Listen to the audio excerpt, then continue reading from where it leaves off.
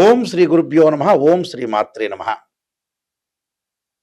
రవిగ్రహము, సూర్యగ్రహం, ఆదిత్యుడు, ఆరోగ్య ప్రదాత. సూర్యభగవానుడు సంవత్సర కాలం తర్వాత మళ్ళీ ఉచ్చస్థానంలోకి వస్తున్నాడు. ఏప్రిల్ 14వ తారీఖున మేష సంక్రమణం జరగబోతుంది. ప్రధానంగా రవికి ప్రధానంగా ఉండే సంక్రమణాలు ఏవంటే చాలా సంక్రమణాలు ఉంటాయి. రవి ఏ రాశిలో సంచారం చేస్తే దాన్ని సంక్రమణం అంటారు. దానిలో సింహ సంక్రమణం ఒకటి, మేష సంక్రమణం చాలా ప్రధానమైంది. ఇందులో మేష సంక్రమణం సంవత్సర కాలం తర్వాత మళ్ళీ సూర్యభగవానుడు తన ఉచ్చస్థానమైన కుజుడు యొక్క క్షేత్రమైన మేషరాశిలోకి రవి సంచారం ఏప్రిల్ 14వ తారీఖున జరగబోతుంది. రవి ఆరోగ్య ప్రదాత, ఉద్యోగ కారకుడు, జీవితాన్ని నడిపించి ఆరోగ్యపరంగా ఎలాంటి నష్టం జరగకుండా రవిగ్రహం కాపాడుతుంటాడు. ఆరోగ్యం మహాభాగ్యం అంటారు, హెల్త్ ఈజ్ వెల్త్ అంటారు, హెల్త్ ఈజ్ గ్రేట్ లక్ అంట కూడా అంటారు. అంటే సూర్యభగవానుడి యొక్క కరుణాకటాక్షం ఉంటే మన జీవితంలో అన్నీ కూడా విజయాన్ని సాధించే అవకాశం ఉంటుంది. ఒక ఉద్యోగమే కాదు, వ్యాపారమే కాదు, ఆరోగ్యమే కాదు, అన్ని విషయాల్లో ఉద్యోగకారకుడు, ఆరోగ్య ప్రదాత అయిన సూర్యభగవానుడి యొక్క అనుకూలత ఉండాలని ఖచ్చితంగా శాస్త్రం చెబుతుంది. అందువల్లే పూర్వం రోజుల్లో సన్లైన్ ఉందా అని అడిగేవాళ్ళు అస్తాముద్రికను చూపించుకునేటప్పుడు. అంటే అదృష్ట రేఖ అనేవాళ్ళు. ఆ అదృష్ట రేఖ సన్లైన్ అనేది ఏ విధంగా ఉండబోతుంది, రవి యొక్క ప్రభావం అనేది ఈ ద్వాదశ రాశుల మీద ఏ విధంగా పడబోతుంది. సహజంగా వాళ్ళ రాశి దగ్గర నుంచి 3, 6, 10, 11 స్థానాల రవి ఉంటే మంచివాడు. ప్రత్యేకంగా ఉచ్చస్థానంలో ఉండటం వల్ల ఎలాంటి ఫలితాలు జరగబోతున్నాయో ద్వాదశ రాశుల వాళ్ళకి మనం ఖచ్చితంగా తెలుసుకుందాం. సింహరాశి వారికి రవి ఉచ్చస్థానంలో ఉండటం వల్ల రాస్యాధిపతి అయ్యాడు.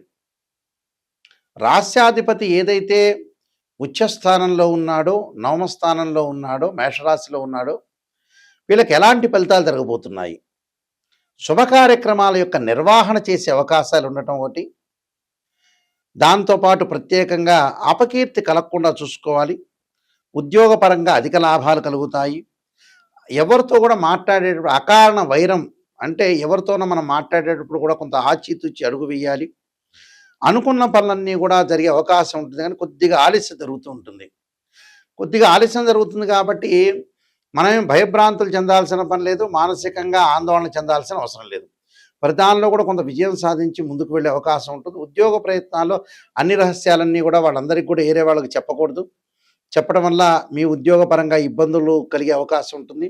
వ్యాపార పరంగా భాగస్వామ్యులైతే ఎవరైతే ఉంటున్నారో వాళ్ళకి ఎంత ఇచ్చారు, లావాదేవీలు ఎంత జరుగుతున్నాయి, డబ్బులు ఎంత ట్రాన్సాక్షన్ జరిగింది, ఎవరెవరికి నేను డబ్బులు ఇచ్చాననే విషయాలు కూడా మీరు ఆలోచన చేసి ముందుకు వెళ్ళండి. డబ్బులు కోల్పోవటం అనేది చేసుకోవద్దండి. డబ్బును కొంత పొదుపుగా పాటించండి. ఈ రాశి వాళ్ళు విద్యార్థులకు మంచి అనుకూలమైన కాలం. మెడిసిన్ చదివే విద్యార్థులు కూడా అనుకూలంగా ఉంటుంది. మెడికల్ సంబంధించిన వ్యక్తులు ఎవరైతే ఉంటారో, అలానే డయాగ్నోసిస్ సంబంధించిన వ్యక్తులు కానీ అలాంటి వాళ్ళందరూ కూడా బాగుంటుంది. ఆర్థిక పరంగా ఉండే లావాదేవీలు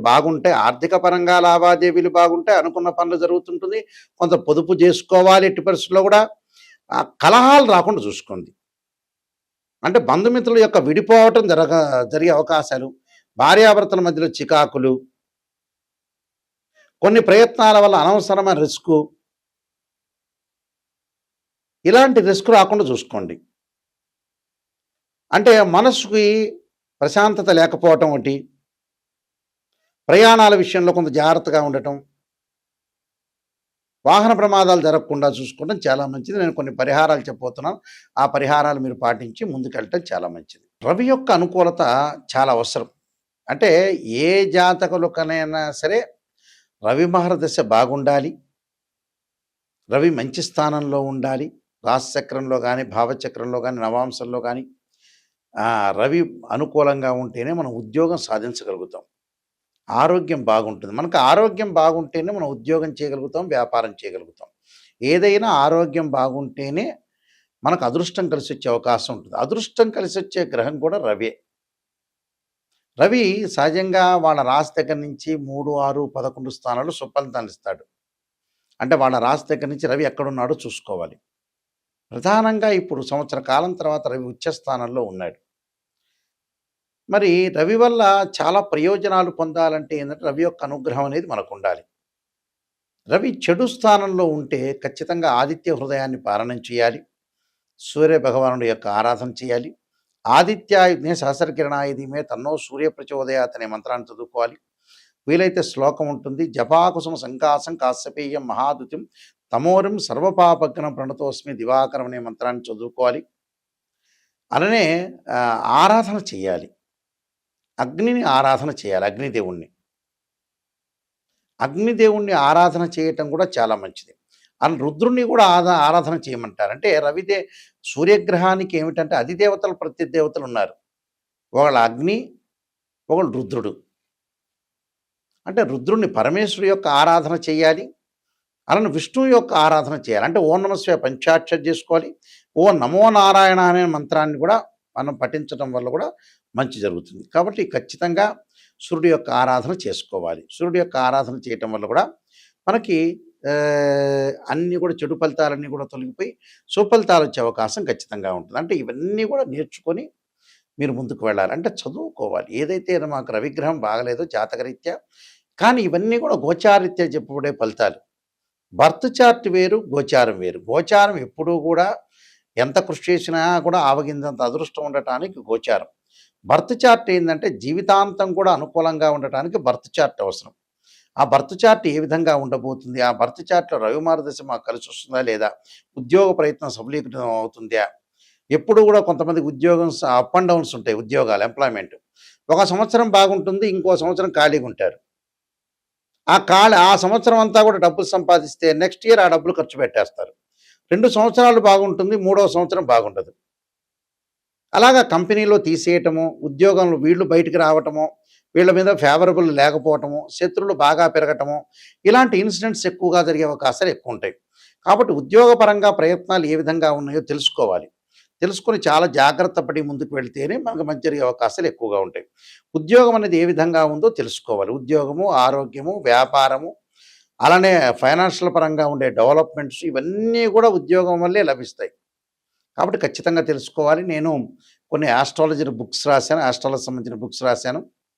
దానిలో కాలసర్పయోగము, కాలసర్పయోగ చంద్రిక, రాహుకేతులు, ఛాయాగ్రహాలు, పుత్ర గణపతి వ్రతము, స్వప్నశాస్త్ర ఫలదీపిక, అలానే బృహత్ పరిహార సింధు, దాంతోపాటు జాతక చంద్రిక, వివాహ మార్తాండము, సర్వదేవతా గోత్రపురులు పార్ట్ 1, పార్ట్ 2, నవగ్రహాలకి దోషాలు పోవడానికి దశమహావిద్యల యొక్క అమ్మవారి యొక్క స్తోత్ర పారాయణాలు, పుత్ర గణపతి వ్రతము, ఇలాంటి ప్రిడిక్షన్ ఆఫ్ ఆస్ట్రాలజీ అనే నెంబర్ ఆఫ్ బుక్స్ రాశాను.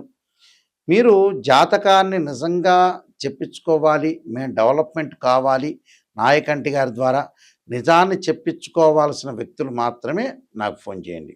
ఎందుకంటే వాట్ ఈస్ ద రీజన్ అంటే, కొంతమంది జాతకానికి మా దగ్గర అడిగి గురువు గారండి నెగిటివ్ చెప్పొద్దండి, పాజిటివ్ మాత్రమే చెప్పండి అని అంటారు. పాజిటివ్ చెప్పేటట్టయితే మనం పక్కన వాళ్ళనే అడగచ్చు. మన ఇంటి పక్కన వాళ్ళు ఉంటారు, మమ్మల్ని పొగడండి అంటే పొగుడుతారు. పొగడటం కాదు, స్త్రీయ లోపం మెరుగుట పెద్ద విద్య, లోపం మెరిగిన వాడే పూర్ణవుతాడు. ఎప్పుడు కూడా నెగిటివ్ను మనం పాజిటివ్ చేసుకోవాలి. పాపం నెగిటివ్ అంటే ఇంట్రెస్ట్ ఉండదు చాలామందికి కూడా. ఆ ఇంట్రెస్ట్ లేకపోవటం వల్లనే లైఫ్ అనేది చాలామందికి కూడా వాళ్ళు కొంచెం అట్రఫీల్ కావడానికి కారణం అదే లైఫ్లో. ఎప్పుడు కూడా నెగిటివ్ ఏదైతే ఉంటుందో దాన్ని పాజిటివ్ చేసుకోవాలి. నెగిటివ్ని మనం పాజిటివ్ చేసుకుంటేనే జీవితం అనేది ధన్యమైపోతుంది. ఎప్పుడూ పొగట్టంలో నువ్వు రాష్ట్ర ముఖ్యమంత్రి అవుతావు, నువ్వు ప్రధాని అవుతావు, మినిస్టర్ అవుతావు, ఇవన్నీ ఏముంటాయండి ఫూలిష్నెస్ విషయాలు. నిజం చెప్పాలంటే ఒక ఉద్యోగపరంగా కానీ ఆరోగ్యపరంగా ఇబ్బందులు కలుగుతున్నాయని చెప్పినప్పుడు మనం జాగ్రత్త పడటానికి అవకాశం ఒకటి ఉంటుంది. అలాంటి విషయాలన్నీ కూడా మీరు గ్రహించండి. ప్రతి వాళ్ళు చెప్పే విషయాన్ని ఏం చెబుతున్నారు, వాళ్ళు నిజం చెబుతున్నారు, అబద్ధం చేస్తున్నారు, టాలీ చేసుకోండి, నిజాన్ని తెలుసుకోండి. అలానే మా వెబ్సైట్ ఉంటుంది www.nayakanti.com కానీ nayakanti.in కానీ, ఇది చూడండి, మీకు అన్ని విషయాలు దానిలో సమగ్రంగా ఉంటాయి. అలానే మీరు స్క్రీన్ మీద స్క్రోలింగ్ అవుతున్న నెంబర్ ఉంటుంది, నా నెంబర్కి మీరు ఫోన్ చేయొచ్చు. అన్ని విషయాలు మీరు తెలుసుకోవచ్చు. నిజాన్ని తెలుసుకునే వాళ్ళు మాత్రం నాకు ఫోన్ చేయండి దయచేసి. అలానే మీ అందరికీ కూడా మంచి జరగాలని ఆశిస్తూ శ్రీ పరమేశ్వరి యొక్క కరుణాకటాక్షం ఉండాలని ఆశిస్తూ సర్వే జనా సుఖినో భవంతు.